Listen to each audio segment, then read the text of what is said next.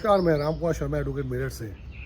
सवाल बनता है कि राहुल गांधी ने ऐसा क्या कहा कि उसको माफ़ी मांगने पे मजबूर किया जा रहा है और उसे देश हित में माफ़ी मांगनी ही होगी, वरना उसको लोकसभा में बोलने नहीं दिया जाएगा।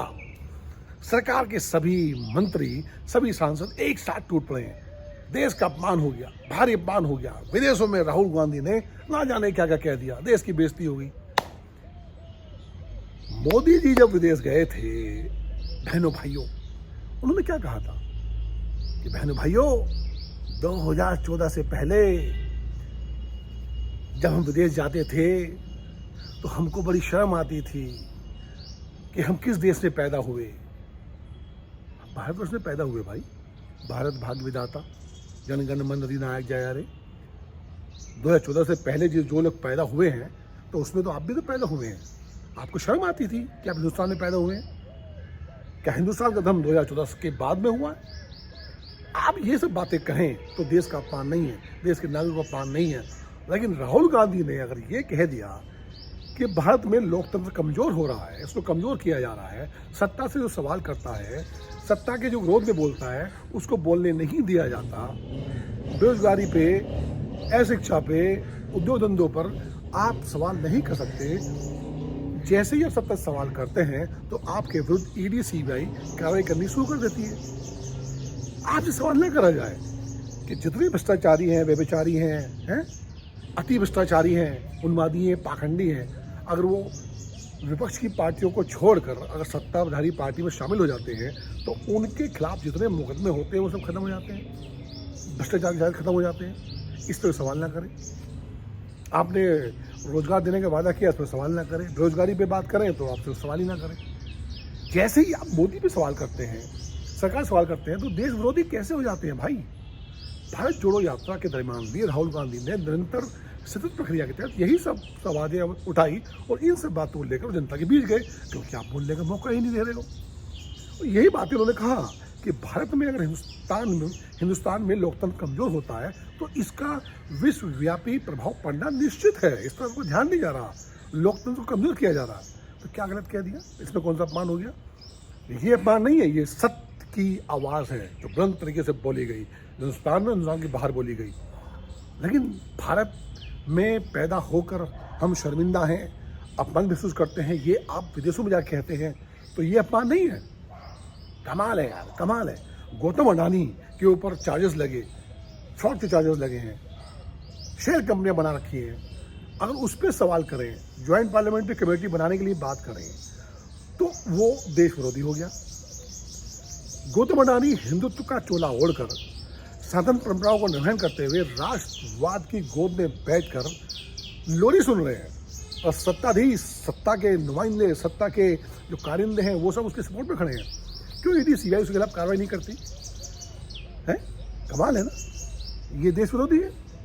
आप डिफेंस के क्षेत्र में काम कर रहे हैं, अगर किसी विदेश से फंड लेना चाहिए भी, अगर जिस विदेश कंपनी से आप फंड ले रहे हैं, मलेशिया कंपनी है, हैवी फंड उसमें आप ले रहे हैं डिफेंस इक्विपमेंट बनाने के लिए, लेकिन आपको पता नहीं कि वो विदेशी कंपनी कौन सी है, किसकी है, जो आपके साथ इन्वेस्टमेंट कर रही है। ये पूछे तो देश विरोधी। कमाल है, कमाल है। आपको पता नहीं होना चाहिए कि आपके साथ इन्वेस्टमेंट कौन कर रहा है, कौन आपका पार्टनर है? ये देश विरोधी हो गया। यही सब सवाल है। शिक्षा पे, बेरोजगारी पे बात करना अपराध है। कमाल है, कमाल है। उन्माद, पाखंड, सत्ता के दो भाई ईडी सीबीआई। लगता है ना, प्रतीत होता है ना, होता है, डर लगता है। व्यापारी बोल नहीं सकता, नेता बोल नहीं सकते। सत्ताधीश पार्टी में रहकर जो नेता हैं, जो बोलना चाहते हैं, उनको बोलने की आज़ादी नहीं है। चुपके से आ जाएगी इनकम टैक्स, दे देगी नोटिस, है, बना देगी बात का पतंगड़। हो भी ये रहा है। कितने सत्ताधीश नेताओं के घर पे ईडी सीबीआई इनकम टैक्स ने रेड करी है। बेंगलोर में पकड़े गए, क्या हुआ? अडानी पे चार्जेस लगे, क्या हुआ?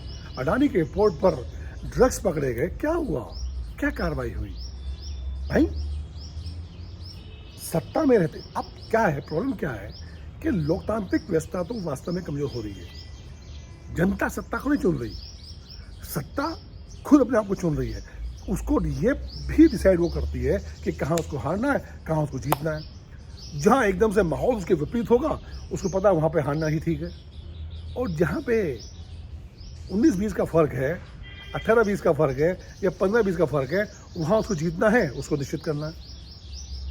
जनता नहीं जिता रही किसी को, वोट किसको दोगे, पहुँचेगा कहाँ। और जो जीतने की कंडीशन वाले लोग होंगे उनको जिस प्रकार से डाल दिया जाएगा कि वो सत्ता इस पार्टी में शामिल हो जाएंगे। कमाल करते हो भाई, आपसे सवाल करना अपराध हो गया है। यही तो उन्होंने कहा है, राहुल गांधी क्यों आपसे माफ़ी मांगेगा। माफ़ी आपको मांगनी होगी भारत को बेइज्जत करने के लिए, माफ़ी आपको मांगनी होगी देश को झूठ की बुनियाद पर रखकर उसके हवन कुंड का तलक करते हुए उन्माद पाखंड को प्रसारित करने के लिए मांगनी होगी माफ़ी आप लोगों को। लेकिन जनता के साथ मिलकर हमने वोट दिया आपको, हमने भी वोट दिया है, मैंने बीजेपी को वोट दिया है, लेकिन क्या इसलिए दिया है कि आप हमारे इनकम टैक्स का पैसा जो है 80 करोड़ लोगों को बेरोजगार बना के उनको राशन पानी मुफ्त का देकर उन्माद फैलाते रहें, बेरोजगारी का प्रचार प्रसार करते रहें और आपसे कोई सवाल ना करें। अगर मैं बीजेपी के पक्ष में हूँ तो बस आंख बंद करके बैठ जाऊँ, अब कोई अगर सच बोल रहा है तो उसके खिलाफ खड़ा हो जाऊँ। नहीं मांगेगा राहुल गांधी माफ़ी। राहुल गांधी अकेला नहीं है, देश की तमाम जनता जो सत्य बोलना चाहती है, सत्य के साथ चलती है, वो सब उसके साथ है। संबित पात्रा जैसे लोग नहीं कि कुछ भी आएंगे बोलेंगे। कभी देखिए उनको टीवी पे कैसे लगते हैं, है ना। सवाल बनता कि नहीं बनता, सच बोलना अपराध है या झूठ बोलना अपराध है, सवाल तो बनता है। नमस्कार।